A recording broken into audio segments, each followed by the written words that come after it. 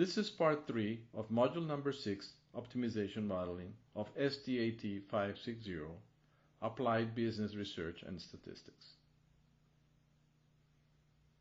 Let's now take a look at another problem. Tina Chiari manages the Orange County station for Clintra Express. This company specializes in collecting and transporting blood samples from patients undergoing treatment with drugs under medical trials. The blood samples are collected daily and dispatched to a clinical laboratory located in India. The connecting flight departs John Wayne Airport at 8:30 p.m. every day. The consolidated shipment must be tendered to the airline by 7 p.m. every night.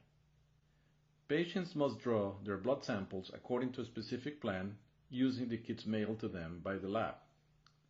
Patients are instructed to call Customer Service Center no later than 11 a.m. to schedule their pickup. Couriers are sent to the patient's address between 1 p.m. and 5 p.m. to collect the samples. Considering the nature of the shipments, couriers must complete each route ending at the station in less than 2.5 hours before they start the next route, if one is assigned to them. The couriers are independent operators selected by the manager. They are paid a fixed daily fee of $250 plus a variable compensation that depends on the distance covered and the average commercial speed observed over the past 90 days. After reviewing today's pickup schedule received by the call center, Tina has completed the design of the routes and their corresponding distances. She now needs to assign each of the routes to the 7 couriers to ensure collection costs are minimized and all routes are completed before 6 p.m.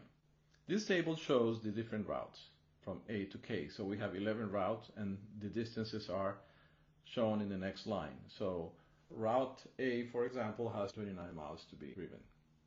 The bottom part of the table shows the couriers that work for this company in Orange County.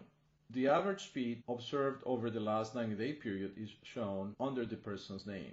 And right next to it, we have the variable rate that is associated to that particular courier.